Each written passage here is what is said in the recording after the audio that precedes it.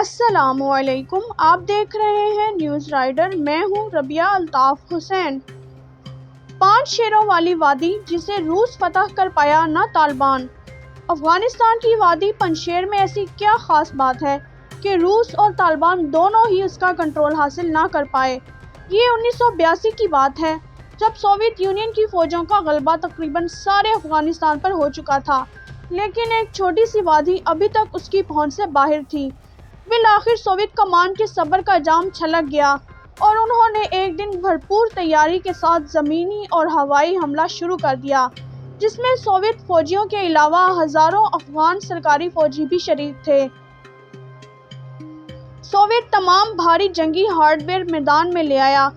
MiG-6 ہیلی copter نیچی پروازیں کر کے کمانڈو فوجیوں کو پہاڑوں پر اتارنے لگے اور MiG-24 گن شپ ہیلی کاپٹروں نے جنگجوؤں کے ٹھکانوں پر کارپیٹ بمباری شروع کر دی۔ اسی حملے میں سوویت یونین نے پہلی بار اپنا جدید ترین بمبار طیارہ سخوئی 25 بھی آزمایا۔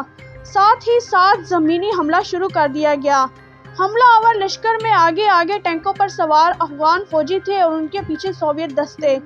اس دوران ایک 29 سالہ گوریلا کمانڈر پہاڑ کی بلندی سے نیچے وادی کا منظر دیکھ رہے تھے۔ اس کمانڈر کا نام احمد شاہ مسعود تھا۔ انہوں نے پوری منصوبہ بندی کر رکھی تھی، جس کے تحت انہوں نے سرکاری فوجیوں کو وادی کے خاصے اندر تک آنے دیا، پھر پہلے سے نصب کردہ ڈائنامائٹ اڑا کر پورا درہ سڑک پر گرا دیا اور سرکاری فوجی چوہے دان کے اندر پھنس گئے۔ سرکاری فوجی ہی ہوتے ہیں، چاہے وہ 1982 کے ہوں یا 2021 کے۔ انہوں نے آؤ دیکھا نہ تاؤ وفاداریاں الٹ دیں اور احمد شاہ مسعود کے ساتھ جا ملے۔ کچھ ہی دیر بعد ان کے روسی ساختہ ٹینک پلٹ کر سوویت فوج پر گولے داغنے لگے۔ اسی دوران سوویت فوج کے ایک حملے نے وادی کے شمالی حصے سے بھی حملہ شروع کر دیا۔ وادی کی فضاؤں میں سخوئی 25 جنگی طیارے چنگھاڑتے ہوئے آتے تھے اور وادی کے تنگ دروں کے اندر غوطے لگا لگا کر جنگجوؤں پر آگ برساتے تھے۔ وادی کے دامن سے ٹینکوں اور توپوں سے اور فضا سے ہونے والی بمباری کی شدت اتنی تھی کہ احمد شاہ مسعود کے جنگجو چٹانوں کے چھجوں کے نیچے اور غاروں میں پناہ لینے پر مجبور ہو گئے۔ سوویت فوج نے وادی کے ایک سرے سے دوسرے سرے تک گزرنے والی تمام سڑک پر قبضہ کر لیا، لیکن سڑک پر قبضے کا مطلب وادی پر قبضہ ہرگز نہیں تھا۔ جب بھی سخوئی یا گن شپ ہیلی کاپٹر نظروں سے اوجھل ہوتے تھے، احمد شاہ مسعود کے نشانہ باز تاک کر نیچے وادی میں موجود سوویت ٹھکانوں کو نشانہ بناتے اور پھر پناہ گاہوں میں چھپ جاتے۔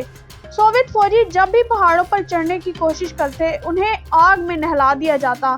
آخر کار 2 ہفتے بعد سوویت فوج 200 سے 300 فوجیوں کی لاشیں ساتھ لے کر وادی سے رخصت ہو گئی۔ اس کے بعد سوویت فوج نے اگلے 1.5 برس کے اندر وادی پنجشیر پر 6 حملے کیے اور ہر بار پہلے سے زیادہ طاقت استعمال کی، مگر وہ احمد شاہ مسعود کو اپنی جگہ سے ہٹانے میں ناکام رہے۔ روسی فوجی جاتے جاتے انتقاماً لوگوں کے مکان بمباری کر کے مسمار کر دیتی، ان کی کھڑی فصلوں کو آگ لگا دیتی اور صدیوں سے بنی ہوئی پہاڑی نہریں تباہ کر جاتی تھی۔ یہ سلسلہ نہ جانے کب تک چلتا کہ روس میں حکومت بدل گئی اور خروشیف کی جگہ یوری آندروپوف آ گئے۔ انہوں نے جنگ پر صلح کو ترجیح دیتے ہوئے 1983 میں احمد شاہ مسعود کے ساتھ معاہدہ کر لیا کہ دونوں ایک دوسرے کو نہیں چھیڑیں گے۔ اس معاہدے کے بعد احمد شاہ مسعود پر زبردست تنقید کی گئی کہ سارے افغانستان میں سوویت یونین کے خلاف مزاحمت جاری ہے اور انہوں نے روسیوں سے ہاتھ ملا لیا ہے۔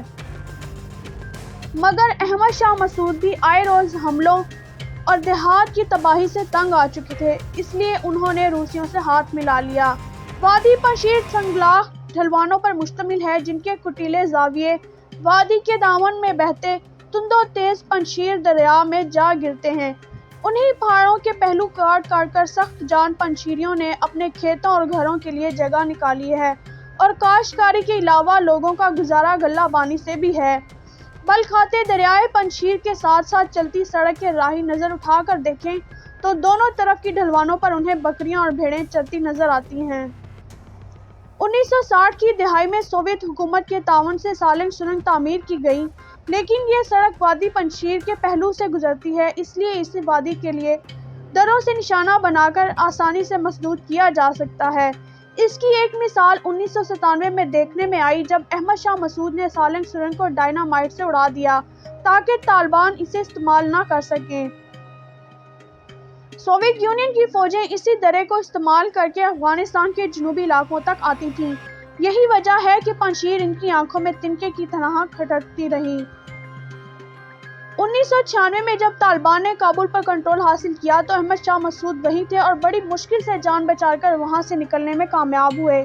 پنجشیر پہنچ کر احمد شاہ مسعود نے یونائیٹڈ فرنٹ نامی ایک تنظیم بنائی جسے ناردرن الائنس یا شمالی اتحاد بھی کہا جاتا ہے۔ اس تنظیم میں سابق صدر برہان الدین ربانی، عبداللہ عمر صالح اور رشید دوستم بھی شامل تھے۔